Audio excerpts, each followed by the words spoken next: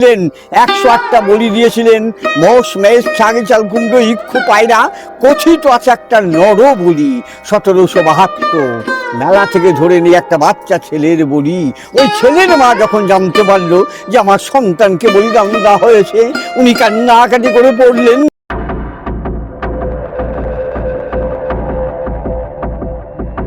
নমস্কার বন্ধুরা, সবাইকে হর হর মহাদেব। এখন আমি আছি 18 মাইল টোল প্লাজা।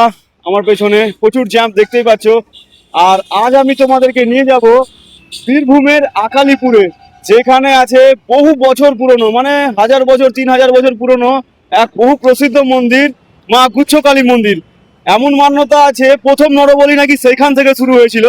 তো আজকে আমরা সেইখানে যাচ্ছি। তো চলো তোমরা আমার সাথে। আমার প্যান্থার রেডি, আমিও রেডি। তো চলো যাওয়া যাক আকালিপুরের সেই গুচ্ছকালী মায়ের কাছে। তো পুরো জ্যাম ভাই, দেখতেই পাচ্ছ পুরো জ্যাম রাস্তা। মালদা থেকে আকালিপুরের এই রহস্যময় মন্দিরের দূরত্ব 103 কিলোমিটার। মালদা থেকে মুর্শিদাবাদ এবং মুর্শিদাবাদ থেকে বীরভূম।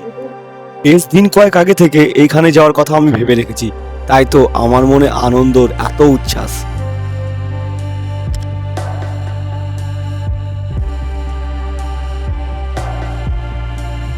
মোরগ্রাম থেকে তারাপীঠ যাওয়ার পথেই হচ্ছে এই মন্দির, তাই তো আমরা প্রথমে ছুটে চললাম মোরগ্রামের দিকে।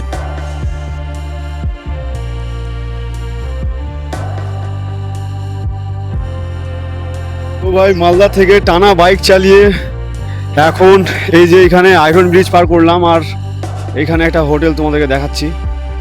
এই আয়রন ব্রিজ পার করে এই হোটেলটাতে একটু দাঁড়ালাম হালকা চা, হালকা খাওয়ার জন্য। ভাত প্রেমিক, ভাত নিয়ে বসে গেছে, কিন্তু আমি তো শুধু চাতেই হয়ে যাবে। তো চা খাওয়ার পর এবার এখান থেকে বেরালাম। খুব একটা আর বেশি দূর রাস্তা নেই। তো চলুন যাওয়া যাক মায়ের কাছে। চা খাওয়ার পর বেরিয়ে পড়লাম ফের আবার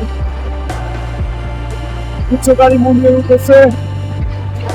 আর খুব একটা বেশি দূর নেই, জলই মনে হচ্ছে।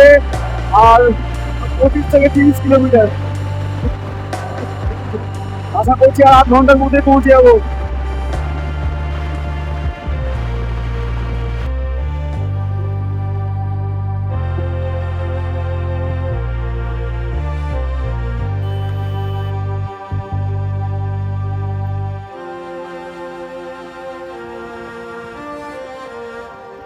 মোরগ্রামে পৌঁছে গেছি, দেখতেই পাচ্ছি এটা মোরগ্রাম। আর এদিক দিয়ে যেতে হবে আকালিপুরের সেই কালী মন্দিরে।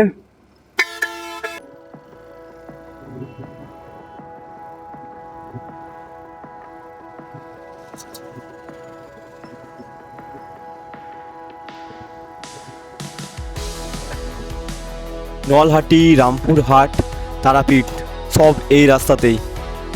চলুন যাওয়া যাক আগে।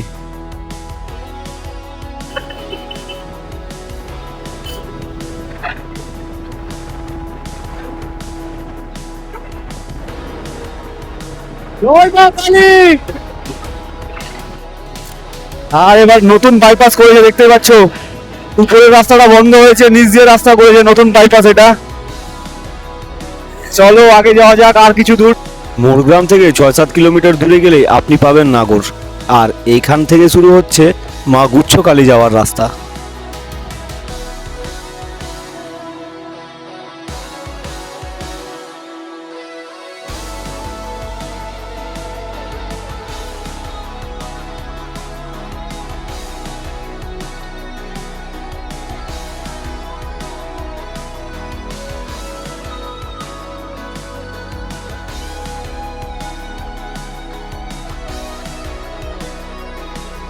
নাগর থেকে আর মাত্র 4 কিলোমিটারের রাস্তা।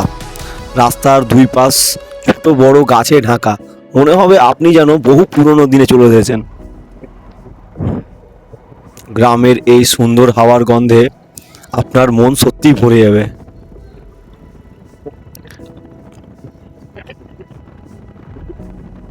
পুরো ধুলা উড়িয়ে যাচ্ছে।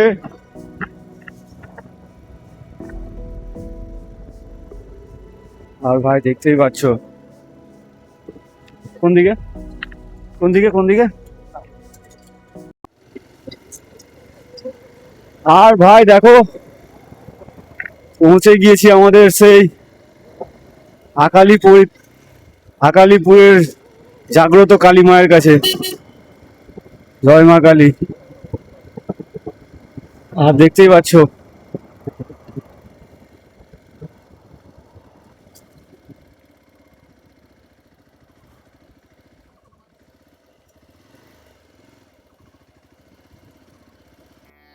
আকালিপুরের এই গুচ্ছকালী মন্দিরটি কয়েকশো বছর পুরনো হলেও মন্দিরে স্থাপিত কালী মূর্তি কয়েক হাজার বছর পুরনো।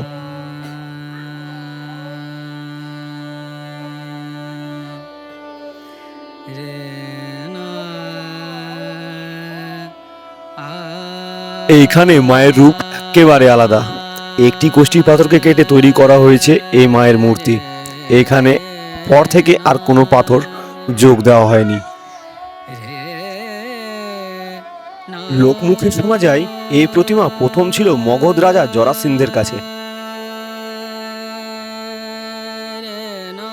কোথাও আবার শোনা যায় কাশীর রাজা চৈত্র, যিনি মূলত চেত সিং, তিনি আবার বেশ কিছুদিন এই মায়ের পুজো করেছিলেন।